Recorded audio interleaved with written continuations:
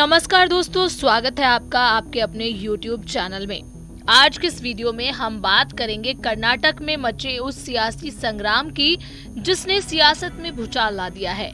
इस वीडियो में आप जानेंगे क्या है पूरा मामला। तो चलिए शुरू करते हैं।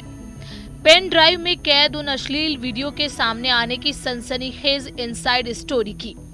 अश्लील वीडियो को लेकर विवादों में आए कर्नाटक की हासन सीट से मौजूदा जनता दल सेकुलर जेडीएस सांसद और उम्मीदवार प्रज्वल रेवन्ना की, जिन पर यौन उत्पीड़न का केस दर्ज हुआ है, जिसके बाद प्रज्वल रेवन्ना के कई अश्लील वीडियो भी सामने आने का दावा किया जा रहा है, जिनमें से कई वीडियो सोशल मीडिया पर वायरल हुए थे। इन वीडियोस में वो कथित तौर पर कई महिलाओं के साथ गलत हरकत करते दिखाई दे रही हैं, जिसके तहत रेवन्ना के खिलाफ हुई एफआईआर में भी कई बड़े खुलासे हुए हैं। इनमें कहा गया है कि जेडीएस सांसद कथित तौर पर कई महिलाओं के साथ गलत हरकत करते नजर आ रही हैं। हालांकि रेवन्ना ने इस वायरल वीडियो को मॉफ्ड बताते हुए सभी आरोपों को खारिज किया है। तो चलिए दोस्तों, हम अब इस मामले के हर पहलू को गहराई से जानेंगे और ये जानने की कोशिश करेंगे कि चुनाव से ठीक पहले इस आपत्तिजनक तस्वीरों को सामने आने की वजह क्या है, जिसके चलते रेवन्ना जर्मनी रवाना हो गए। इस मामले की परत खोलने से पहले हम ये जान लेते हैं कि आखिर प्रज्वल रेवन्ना कौन है, जिसका नाम पूर्व प्रधानमंत्री एचडी देवगौड़ा के साथ जोड़ा जा रहा है और क्यों। दोस्तों, प्रज्वल के परिवार की राजनीतिक जड़ें गहरी हैं। प्रज्वल रेवन्ना देवगौड़ा परिवार की तीसरी पीढ़ी के सदस्य हैं। प्रज्वल के पिता सन 2018 में राज्य सरकार में मंत्री बने। इनके चाचा एचडी कुमारस्वामी भी कर्नाटक के मुख्यमंत्री रहे हैं। उनकी मां भवानी रेवन्ना भी हासन जिला पंचायत सदस्य थी और उनका भाई सूरज रेवन्ना एमएलसी है। शायद राजनीतिक जड़ें मजबूत होने की वजह से प्रज्वल 2018 में विधानसभा चुनाव लड़ना चाहते थे, लेकिन पार्टी ने उन्हें टिकट नहीं दिया। लेकिन 2019 में प्रज्वल ने चुनाव लड़ा और सबसे कम उम्र में सांसद बने, जिसके बाद प्रज्वल को उसी साल 2019 में जेडीएस का महासचिव बनाया गया। ये तो हो गई प्रज्वल की बात, लेकिन अब बात मुद्दे की। अब बात अश्लील वीडियो के मचे बवाल की।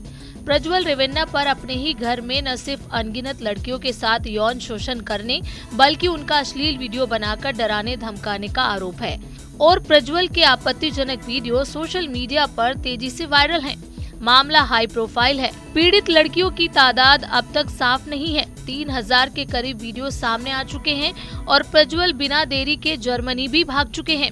हालांकि कर्नाटक की सिद्धरामैया की नेतृत्व वाली सरकार ने अश्लील वीडियो के इस मामले में एसआईटी गठित कर दी है।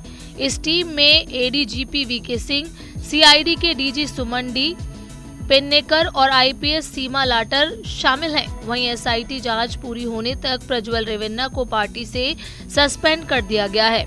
अब बात मामले के खुलासे की। आखिर कैसे हुआ मामले का खुलासा और किसने खोला कथित सेक्स स्कैंडल का बड़ा राज, और अब तक इस मामले में क्या कार्रवाई हुई है। 24 अप्रैल को सोशल मीडिया पर प्रज्वल के आपत्तिजनक वीडियो फैलने के बाद से इस सेक्स स्कैंडल पर संग्राम मचा है। पहले सांसद के खिलाफ केस दर्ज हुआ, विशेष जांच बैठी, फिर उसके पिता का भी नाम आया। प्रज्वल की पार्टी जनता दल सेकुलर यानी एनडीए का हिस्सा भी है।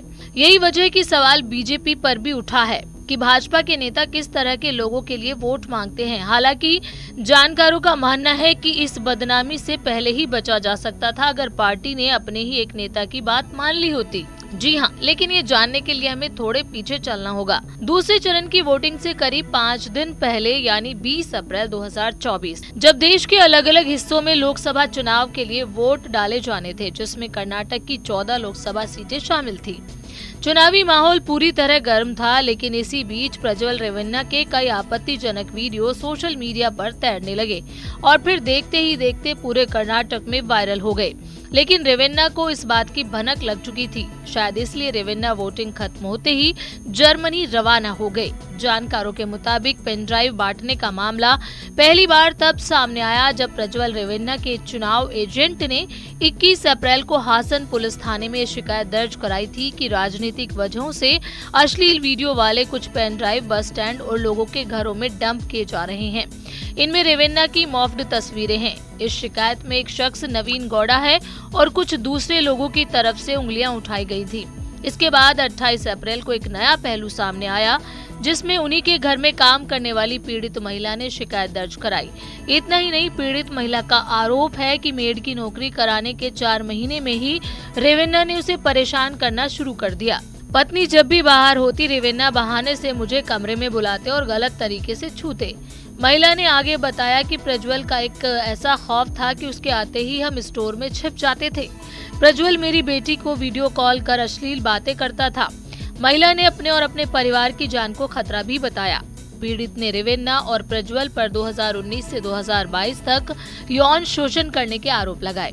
हालांकि पुलिस ने महिला की शिकायत पर धारा 354A, 354D, 506, 509 में केस दर्ज किया है। वहीं प्रज्वल के खिलाफ राज्य की तरफ से लुकआउट नोटिस भी जारी किया गया है। ऐसे में अब सवाल उठता है कि इस मामले के बाद लोकसभा चुनाव पर इसका क्या असर होगा। तो चलिए ये भी जान लेते हैं। जानकारों के मुताबिक इस स्कैंडल के सामने आने के अलग अलग राजनीतिक असर हो सकते हैं। ये कुछ क्या कह सकते हैं कि ज्यादा समय के लिए दोनों पार्टियां यानी कि जेडीएस और बीजेपी को एक साथ या अलग अलग रूप में प्रभावित कर सकता है। बीजेपी नेता निजी बातचीत में ये मानते हैं कि ये शर्मसार करने वाली बात है। फिलहाल तो ऐसा लगता है कि बीजेपी और जेडीएस गठबंधन इस तूफान से खुद को निकाल ले जाएगा। हालांकि राजनीतिक जानकारों के मुताबिक ये इस पर निर्भर करता है कि कर्नाटक में अगले चरण में बची 14 लोकसभा सीटों में कांग्रेस अपना प्रचार अभियान कैसे चलाएगी, ये देखने वाली बात होगी।